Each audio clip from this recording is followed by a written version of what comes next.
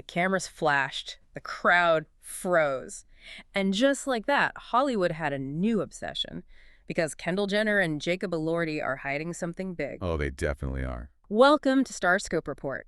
Join Jordan and Jamie as they uncover Hollywood drama, music industry shakeups, and viral influencer scandals. From red carpet surprises to social media controversies, we dive deep into the stories behind the fame. And today's deep dive is an absolute roller coaster. It really is. Because, usually when you look at a modern celebrity relationship, there is this expectation of almost clinical digital precision. Right. Like the coordinated Instagram carousel. Exactly. The carefully filtered, perfectly lit photo of two hands intertwined over a candlelit dinner. And then, the PR teams issue a perfectly synchronized statement. It's binary. They are off, and then they are officially on. Yeah, but what happens when you step into the microscopic, highly pressurized bubble of the Kardashian-Jenner ecosystem? That neat little timeline completely shatters. It shatters into a million pieces. Today, we are looking at a romantic landscape that is entirely murky. We are unpacking the sudden, highly secretive pairing of supermodel Kendall Jenner and actor Jacob Elordi. And if you've been scrolling your feeds or looking at the tabloids lately, you know we aren't just looking at two famous people holding hands. Not at all. We're pulling from a massive stack of celebrity journalism today. We've got sources from Us Weekly to People, gossip columns, intense Reddit cyber sleuthing, and even professional behavioral tape analysis. Which is fascinating. The goal here is really to dissect the mechanics of a modern celebrity soft launch, if you can even call it that. Right. We're looking at the hidden hand of A-list matchmaking, the intense logistics required to just, get a cup of coffee. Seriously, a cup of coffee. And what this specific, heavily scrutinized pairing reveals about the friction between curated public images and the messy reality of private lives. Because if you were tracking this on Twitter or TikTok, you probably thought this relationship just materialized out of thin air in the California desert. Yeah, out of nowhere. But to understand how the narrative around this pairing operates, we have to start exactly where the public first caught wind of it. The chaotic, dust-filled, highly visible grounds of Coachella 2026. Ooh, Coachella. Right. Picture the scene. It's the first weekend of the festival. Justin Bieber is headlining. The VIP section is packed. The bass is thumping and bobbing along in the crowd. Right next to each other are Kendall Jenner and Jacob Elordi. Which, honestly, in the vacuum of a music festival means absolutely nothing. Nothing at all. Two highly famous, very attractive people standing within a 2-foot radius of each other at Coachella is practically a geographical requirement of being in California in April. Right. It's a networking event disguised as a music festival. Exactly. But of course, the internet didn't see it as networking. It went into absolute overdrive the moment the gossip account Dumois shared an anonymous tip. Dumois. Yeah, this tip claimed the two were, quote, making out all over each other at a private after-party hosted by Justin and Hailey Bieber. And suddenly it's the only thing anyone is talking about. The only thing. But there is no hard launch, no statement, just blurry timelines and wild speculation filling the void. Which is where the media completely takes over.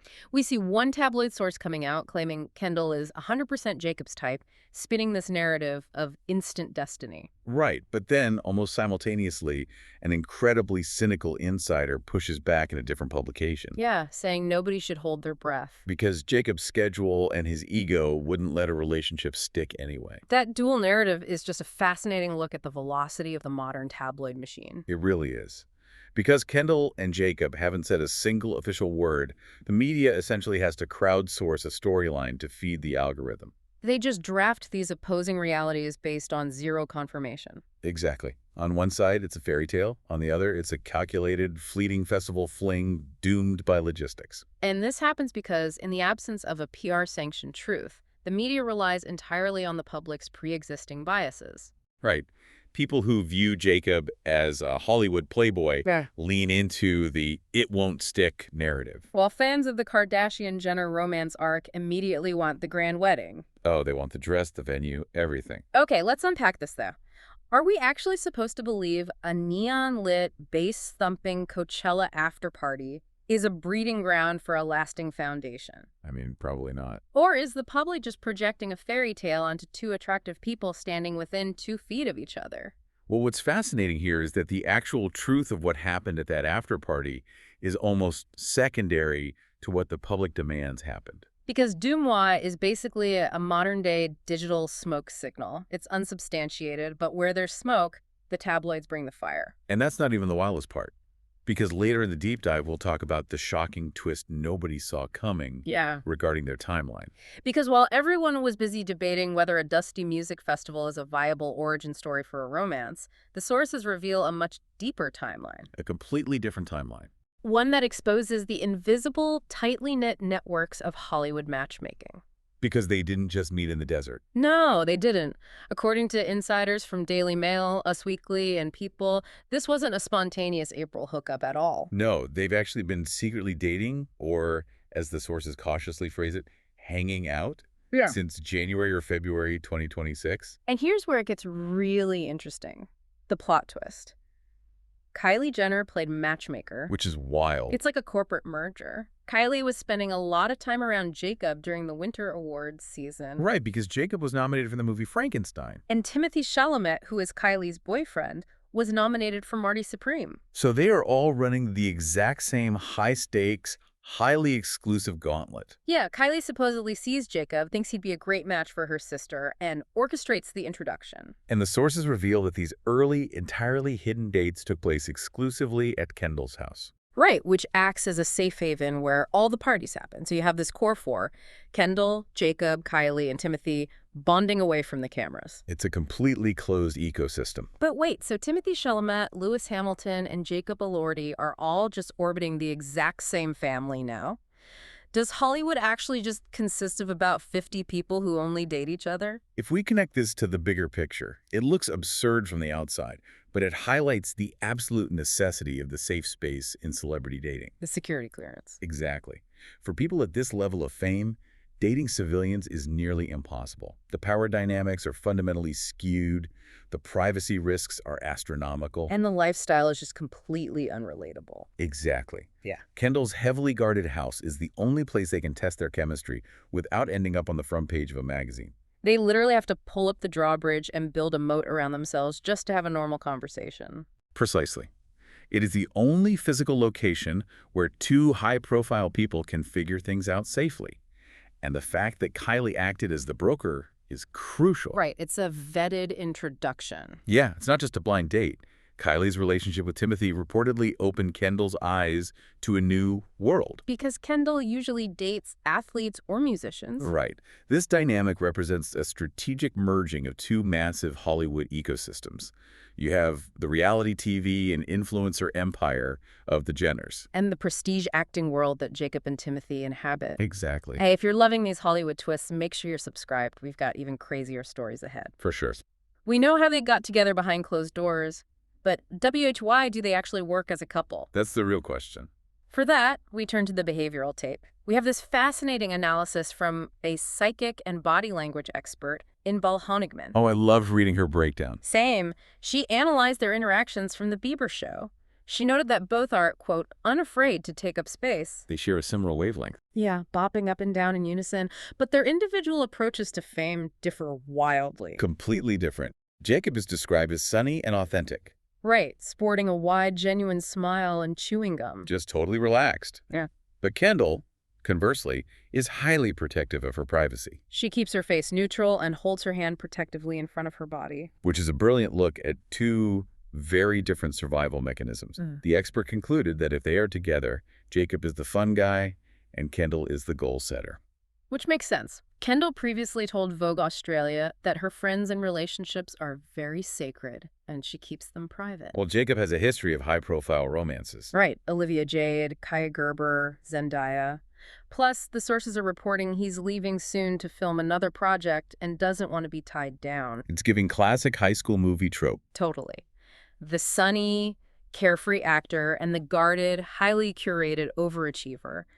But can someone who fiercely guards their privacy as sacred really build a lasting foundation with a newly minted Hollywood heartthrob who is literally packing his bags to go film on location?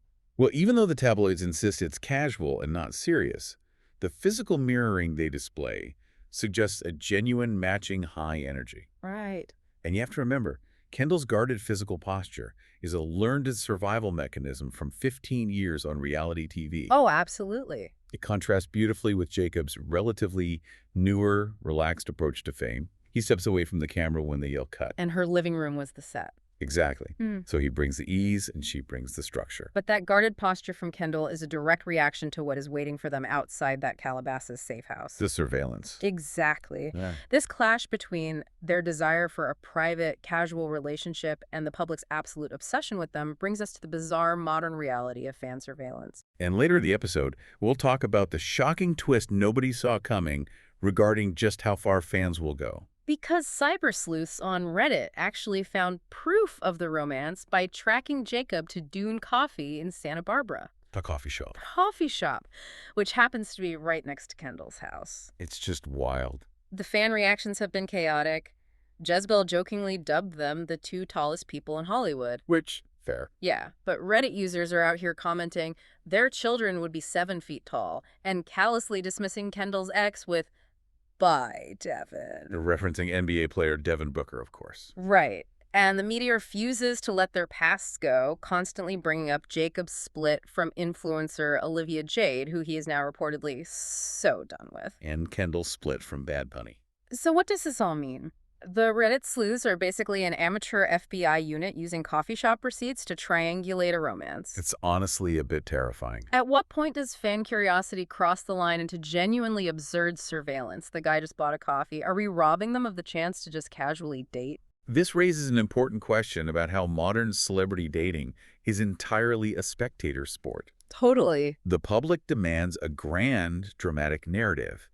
Even when the sources explicitly state the couple just wants to have fun when they're in the same place. But the internet won't allow that. No, it highlights the impossible tightrope of trying to casually date while the whole world is fantasy booking your wedding. It's so true. When every breath is analyzed for proof of true love or impending heartbreak, your only defense mechanism is to give them absolutely nothing to work with. Stay tuned and hit that subscribe button so you don't miss what's coming next, because stories like this are only getting crazier.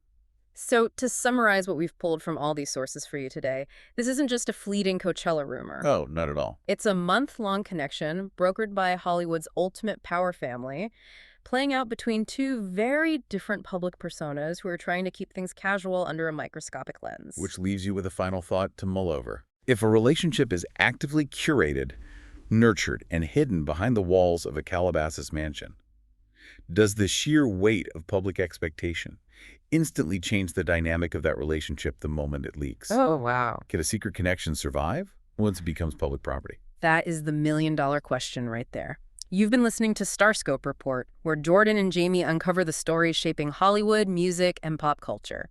Thanks for tuning in, and don't forget to subscribe for more stories that keep the stars shining.